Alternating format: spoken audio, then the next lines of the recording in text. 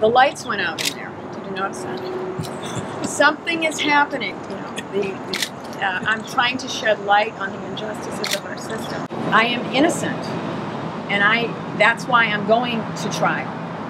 I've practiced law for over 30 years, and in that 30 years I did a lot of criminal law, and the thing that always scared me the worst was representing the innocent client, the person I really believed was innocent. And what's important here is that it doesn't make any difference to me, I'm going to be real frank with you, whether in the end she's found guilty or not guilty.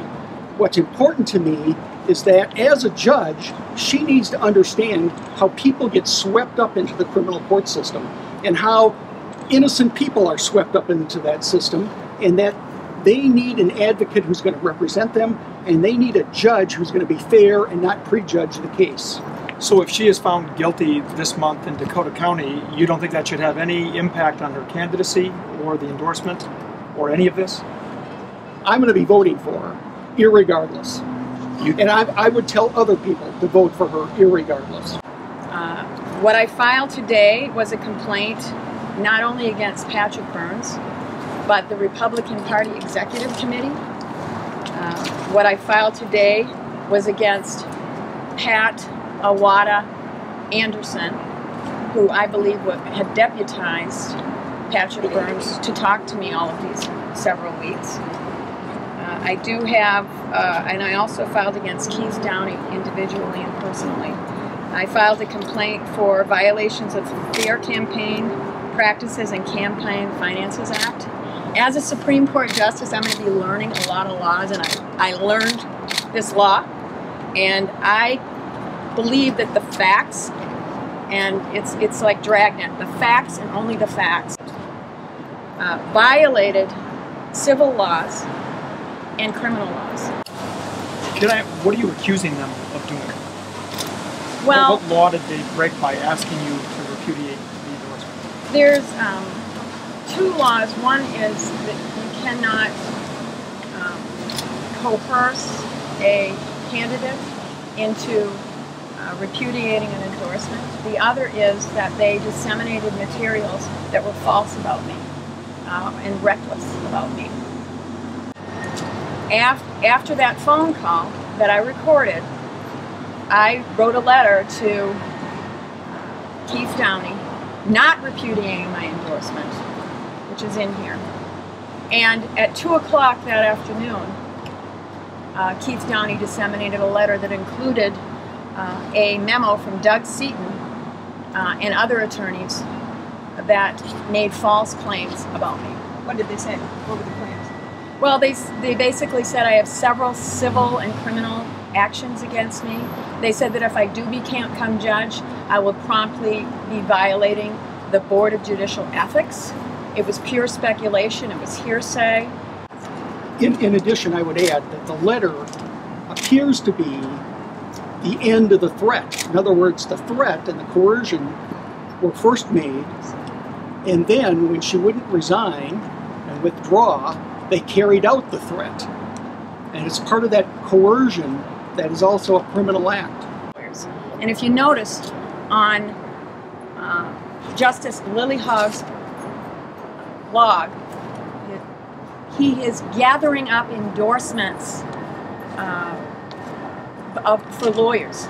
And these lawyers happen to be lawyers that were involved in the case that I was involved in, the Sandra Grazzini-Brucki case, where I ended up in handcuffs, a wheelchair with no shoes, no glasses, no pen, no paper, no client, no files. Michelle, if you are found guilty in Dakota County, will that change anything for you in your candidacy and whether or not you continue on with the Republican endorsement? I won't be found guilty. I mean, if there is justice, I will not be found guilty.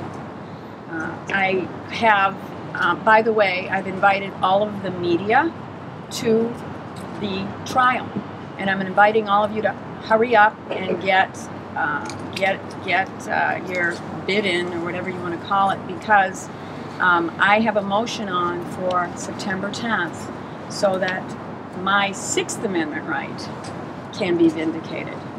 And on September 15th, when I have my trial, I expect that there will be cameras in the courtroom, which is my right. I've been in them. I know what's on the record and I know what's off the record. That's why I'm calling you the fourth branch, because you have to start, advocating for cameras in the courtroom.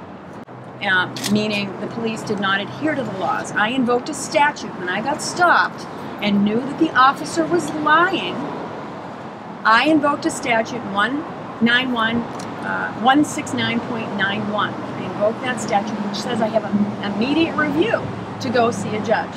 And that law wasn't adhered to until my husband brought a copy of the statute over, and then they released me. And I would like to add that she later took a blood test that showed a 0 reading for any alcohol. And the reason I took the blood test was because my husband, when he came to pick me up at the station, they looked at him and they said, well, it looks like you have bloodshot eyes. So they were about to arrest him for something. One other parable I want to read to you. It's called the boiled frog. They say that if it's not a Bible parable. They say that if you put a frog into a pot of boiling water, it would leap out right away to escape the danger. But if you put a frog in a kettle that is filled with water that is cool and pleasant, and then you gradually heat the kettle until it starts boiling, the frog will not become aware of the threat until it's too late. The frog's survival instincts are geared towards detecting sudden changes. Now, this is a story to illustrate how people might get themselves into terrible trouble. This parable is used to illustrate how humans have to be careful to watch changing trends in the environment, not just the sudden changes.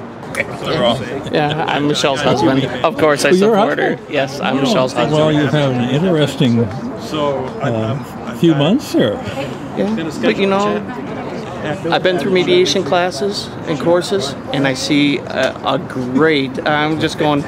Michelle has been a small claims judge, small court or small claims court, and she's calm. She's taken mediation, and this is all steps. And we see this overreaction by a lot of people, and it makes no sense to me. I'm going, wow, let the process happen, and she's very calm about all this stuff caving in on her, and she's still making rational decisions. That's who you want for a judge. Don Evanson. Okay, and you are supporting Michelle for justice? I am.